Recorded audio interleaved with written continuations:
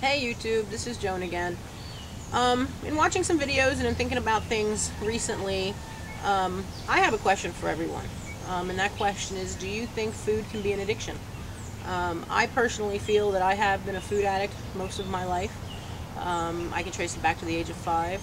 I was not somebody that suffered a lot of abuse when I was a child or anything like that, but I had normal, everyday situations happen that I wasn't sure how to deal with as I was growing up, and I chose to turn to food in those times. And I was lucky enough to have a really good childhood overall, but I remember going back to the age of 5 and using food to comfort myself when things weren't the way I wanted them to be, or I had nobody to talk to about how I was feeling. And I do feel food can be an addiction. I also feel that, behaviors can be an addiction. Shopping, gambling, of course, alcohol, cigarettes. I believe we can make an addiction out of anything. And basically, it's about giving complete and total power to something or someone, or, some behavior. And that's what we find as being most important versus our own, care and well-being. So, my question to you is, do you think food can be an addiction? There are a lot of people out there that don't believe that it can be. I do believe some of it has to do with the chemicals that are put in processed man-made food. As I talk about in the book, I do feel when I'm eating more whole foods, more whole grains, more back to nature, not a lot of processed carbs and all that kind of thing, it's a lot harder to be a food addict. It's a lot easier to go eat a bag of chips and a gallon of ice cream than it is to go eat some more chicken breasts and carrots.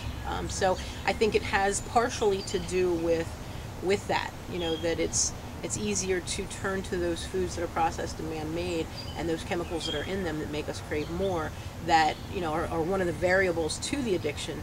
But I definitely do feel that we can turn to food as a way of coping instead of doing things in an appropriate fashion where we're taking care of ourselves.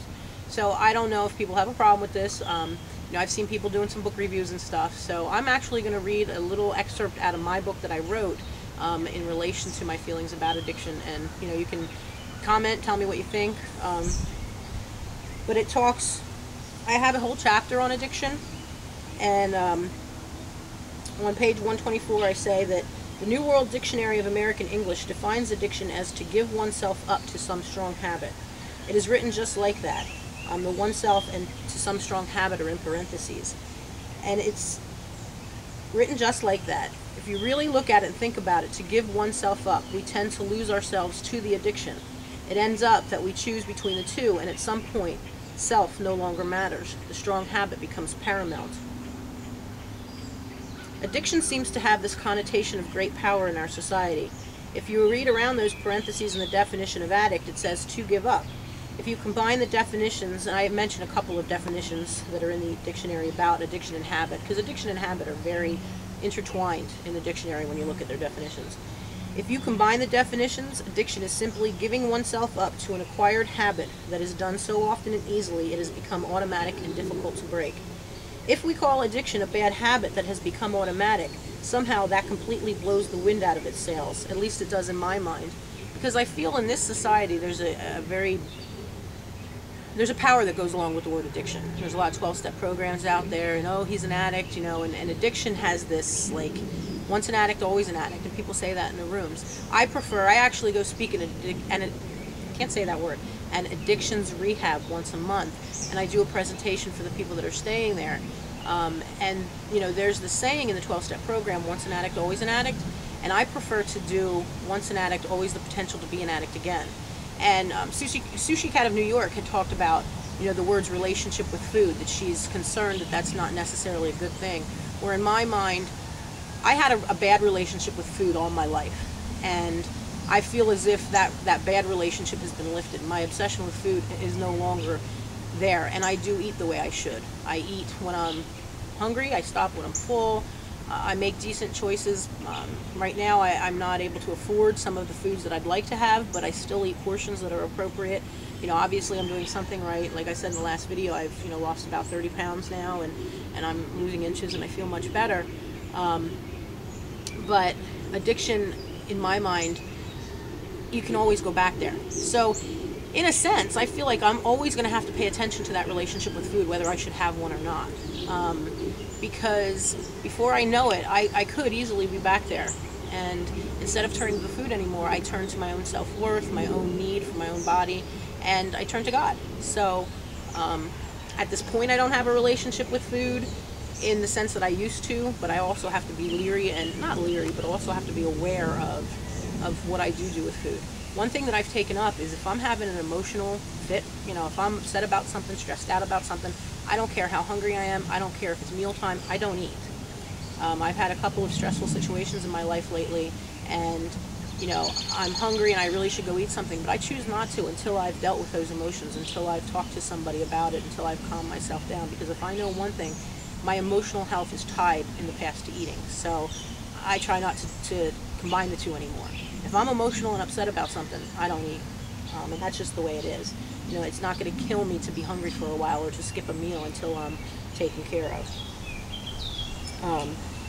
One of the definitions I have is the second definition, and my favorite, of habit talks about a pattern of action that is acquired. The dictionary speaks of the definition of the word acquire from two different perspectives. It means to get, but the dictionary distinguishes between two different types of getting. The first type is where you get something due to your own efforts. You pursued or went in search of it in order to acquire it. The other refers to it in terms of it just being something you get through no effort of your own, like the color of your hair. It is an acquired trait. You got it, but not because you did anything to get it. You received something, and now you have to deal with it. I guess, depending on where you are in your journey, you can look at addiction from the standpoint of either definition. The first view you can have of yourself is that of a poor victim of circumstance, and you are afflicted with this disease, and there is nothing you can do about it.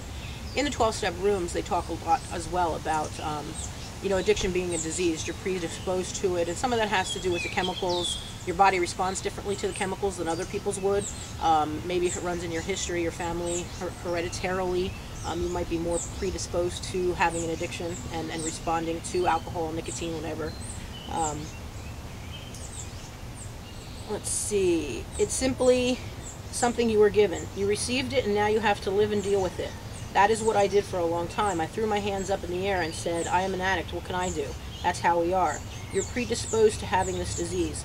We never asked for it. Whenever I tried and then failed, it was due to the fact that I have this affliction and that I acquired through no fault or effort of my own. I did not in any way hold myself accountable for development of this addiction.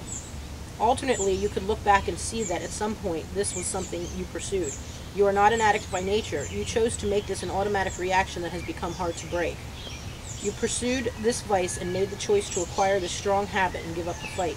You succumbed to the automatic behavior of turning to whatever it is that seemed to help you cope, and you lost yourself to the addiction. Just like when I was too young to realize or understand completely what I was doing at the age of 5, you might not be aware on a conscious level that you are doing it, but you are doing it. No one does it for you or to you. On some level and at some age, you made the choice. It did not just happen. Apparently, you made the choice so often, over and over, it became a constant, subconscious, immediate reaction to whatever the issue at hand was, because you never learned to handle it properly. Each time the substance was chosen, it lessened your ability to handle arising situations appropriately and maturely next time. The dependency slowly developed and took over. It became more important than yourself. I was only 5, but I still made the choice to use food as an immediate reaction to feelings I did not understand. I did not have to go in that direction. I, even at the age of 5, made a choice. I might not have understood what I was doing completely. It might just have been an automatic reaction, but it was what I knew, and I chose to rely on it. As time progressed, I could have chosen an alternate method for dealing with my emotions. If I had the power to make that choice then, I definitely have the power now to choose to change, no matter how difficult it is, how long it takes, or how many times I have to start over again. I have the power to change it. It took 39 years for it to be this automatic, an ingrained part of how I live my life. So, it very well may take 39 more years to retrain my brain to a different set of habits, but it is possible. So that's kind of a little bit of my view about whether food can or can't be an addiction, and like I said, I think anything can. It's all about how you handle situations and emotions. One of the other things that I talk about in the book is I wrote a paragraph called Life is all about dealing with challenging situations, decisions, experiences, and circumstances. Human beings are emotional. The majority of us have not learned how to deal directly with those situations and events and the emotions that accompany them in a mature and acceptable fashion. We get blindsided by the emotions and are ashamed of them because we are supposed to be strong. We develop habits to try to make these feelings more bearable or hopefully make them disappear completely. But as we all know, they never really go away until we actually allow ourselves to feel and deal with them at some point in our lives. And that goes along with a couple of the videos I've seen lately about why do I suddenly just out of nowhere want to eat. And, you know, that's one of the things I'm dealing with right now. I have some stress going on in my life, and in the past, it seems a lot worse this time. You know, I feel like, oh my gosh, everything's so much worse than it ever was, when in fact it's really not. It's just that I don't use food anymore. I used to use food to tamper how I was feeling. And unfortunately, well, fortunately actually, I don't use the food. So I've been doing a lot more, you know, crying and being upset and talking to people and thinking it feels worse, when in fact I'm just not using food. So we have to, at some point, put the food down and deal with the emotions. So in my mind, food can be an addiction. So give me your thoughts about whether it can or can't be an addiction, and tell me, you know, what your experiences have been. Contact me through joanmlandis.com. I have, you know, as you know, I have the YouTube channel, and you can email me through my website. So let me know what you think, and I'll talk to you later. Have a great day.